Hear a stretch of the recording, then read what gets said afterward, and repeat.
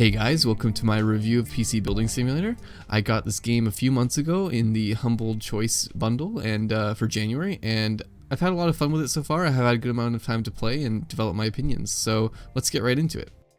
The premise of the game is pretty much what it says on the tin. This is a simulator for building the good old personal computers. Both hardware and software aspects of building computers are simulated. So in addition to installing components and putting in custom water cooling, you'll also be doing things like running virus scans or installing software onto the computer to check its performance or monitor the activity and stability of your overclock.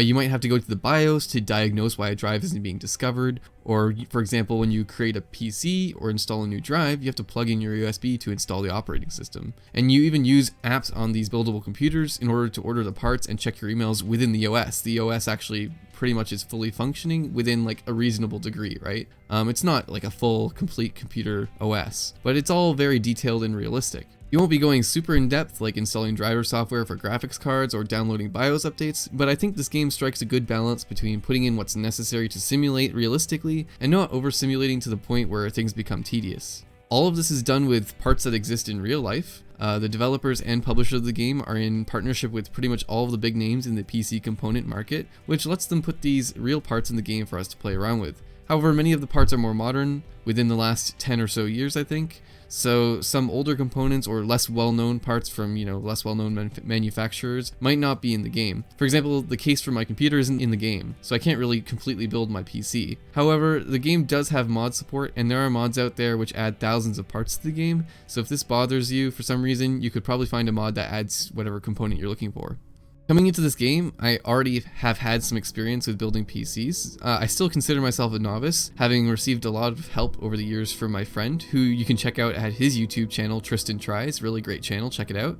But I know how to take apart a computer and have a moderate understanding of how to choose parts and such. So I'm coming at the game from the perspective of somebody who isn't a complete beginner.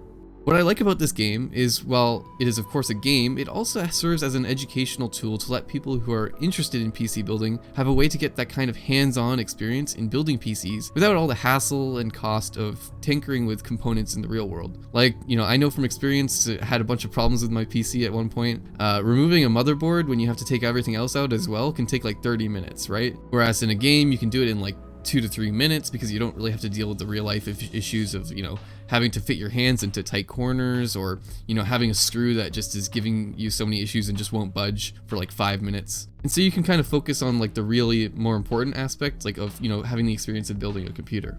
This educational aspect is something that I really appreciated because even though I'm not a beginner, I was still able to learn things. So through playing career mode, I had to complete missions that made me learn about overclocking, something which until then I didn't really know anything about. And I'm sure that as I play more, there's going to be even more for me to learn. Like I know that there's graphics card overclocking in this game as well, which I know even less about than I knew about, CPU overclocking. So, as a proud member of the PC master race, I think a tool like this that helps get people into building PCs is a very good thing to have.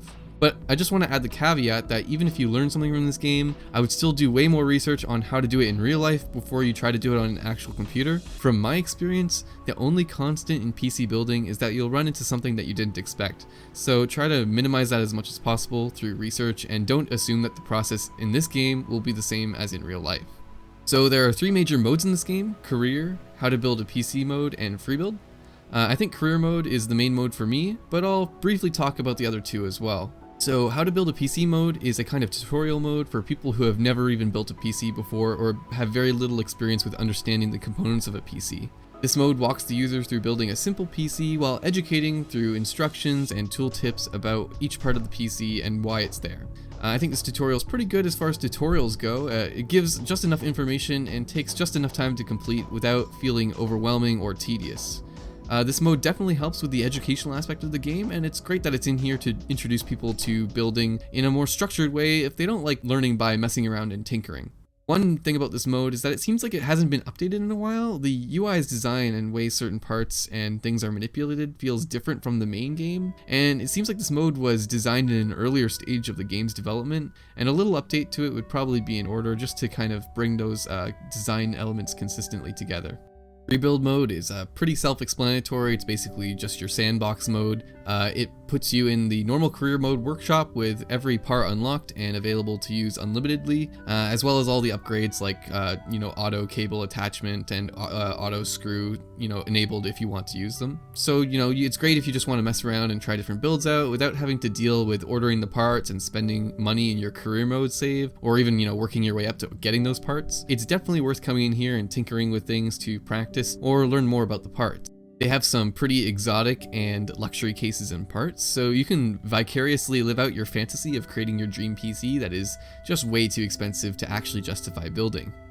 So career mode is the mode that you'll probably spend the most time in, and for me it's really the core of the game. In this mode you take control of your uncle's terribly run PC building and repair shop and turn it around, making it into a profitable business. You accept contracts through your email, receive the PC the next day in the mail, fix it up, and ship it out for your reward. It's pretty simple, but it's just addicting to do one more job. It's kind of like that Civilization one more turn aspect, but with contracts. Also similar to Euro Truck Simulator, where it's like you complete one job and then you're just like, we'll just do one more.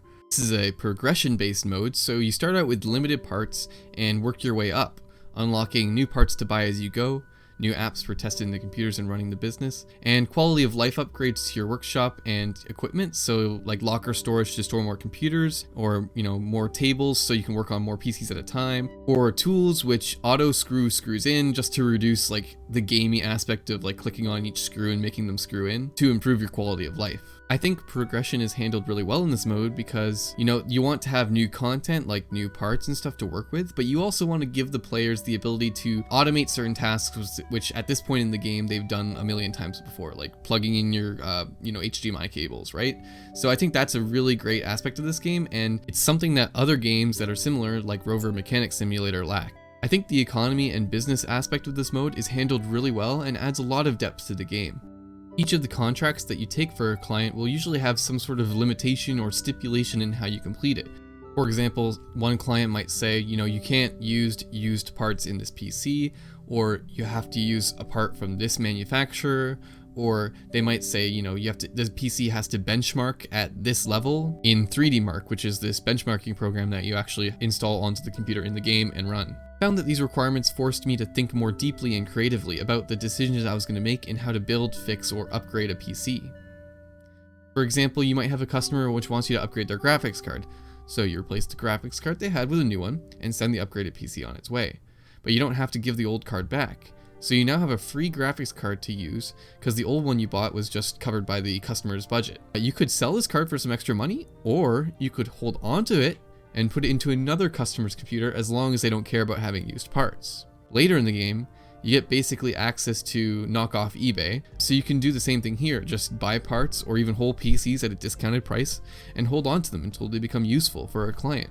Or you could buy a PC, replace the broken parts, and resell it for a profit. But you could also just strip apart the PC for the useful parts and throw out the broken ones.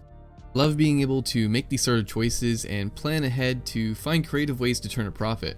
I think it actually helps you learn about PC building more by giving you an incentive to look at the parts you've got and see, hey, I've got this thing that I already have and it's compatible for the PC that I need to repair, or ooh, this PC has this card on it, it's totally worth buying that for later so I can use it. In free build, you kind of have everything available, so you don't really have to make those decisions, and you can kind of just slap things together without thinking much about compatibility or cost. Not to say that free build doesn't have its uses, of course, but you can just build monster PCs super easily, so there's no reason to kind of strategize about, the best way to build a PC with what you've got, because you already have, you can just easily put in like 130 whatever gigs of RAM for no cost, right? The last thing I'll say about this mode, I think it's also really great if you're not really a tutorial type of person and don't want to play the tutorial mode, because you can learn how to build PCs through this mode as well, since this mode starts off with simple contracts, and then as the game progresses it gives you harder ones. So you'll start off doing simple virus scans and dusting out the internals, and then you'll have to replace RAM, and then you'll do cosmetic changes like replacing wires, and then you'll learn how to upgrade a graphics card, and then slowly you'll get to do more complicated things like having like SLI graphics cards, Crossfire graphics cards, you'll be overclocking PCs. It kind of ramps up in a way which like you get comfortable with what you learned, and then you get on to a new thing which you have to learn again. So it's great if you don't really like that structured tutorial style and just want to get into it and start tinkering around so you can learn yourself. So I've had a lot of praise for this game, and I think it's only fair that I touch upon some things which I wish could be improved. To be fair, a lot of these are a little bit nitpicky and more quality of life, so not really big deal breakers for me. Start off with, the in-game email app could use some UI improvements. I wish there was a way to sort through the emails, because this is how you get your jobs, right? So perhaps we could have tabs like a normal email client where you can sort for open jobs, finished or expired jobs, or promotions and other material. Alternatively, search functionality would really help. I just spend way too much time in the email client trying to find the client's email so that I can see what they want, and when working with multiple computers, this can get very tiring going back and forth and searching down the list. The only way to really remedy this is to delete your emails every time you complete a contract, but I feel like this isn't a solution which should be necessary. Also, I wish that when you check the PC specs, for a client from their email, you could actually do other things on the computer. Right now, it basically locks you to only looking at the specs tab, forcing you to close it to do anything else. This is pretty counterproductive and just wastes my time. When I use this feature, I am usually trying to take notes on what I need to buy on the Notes app or buy a replacement from the shop. And if I could keep this up and keep referring to it easier, it would save me a lot of time. Also, I found something really weird that some of the requirements for the games in this game are really absurd. I understand they might need to adjust them slightly here or there to account for parts not in the game, especially really old parts, but just look at this. League of Legends does not need anywhere near this type of hardware in real life. This game is seriously telling me that League needs an RX 570 to run as a minimum spec. My real life computer has an RX 570, and it certainly doesn't barely run League of Legends. I know this is a bit of a nitpick, but I just had to mention it because it seems really odd.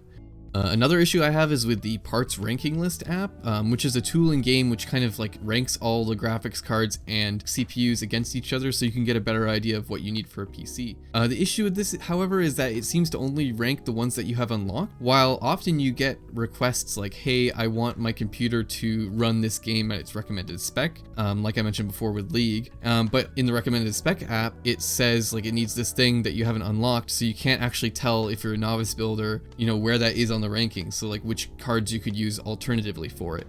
And the issue with this is that, for us novice builders, this kind of forces you to like look outside the game to understand what the part is if you can't look in game to kind of figure out how, it benchmarks. And I feel like that's kind of counterproductive because the whole point of this game is that it's supposed to teach you completely within the game how to build PCs.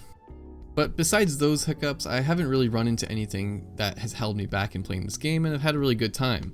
Obviously, this game is somewhat niche because it's really for people who are interested in building PCs, but I would say that if you're even slightly intrigued about PC building, that you should check this game out.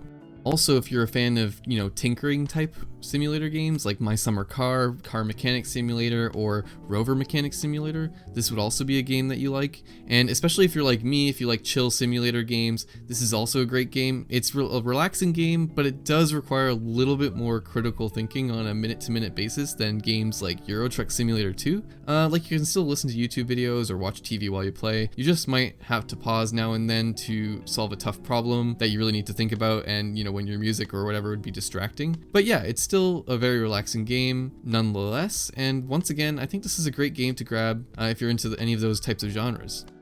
That's all I've got for now. I hope you peeps found this video useful, and if you did, please remember to like the video and subscribe, and I will see you on the next one.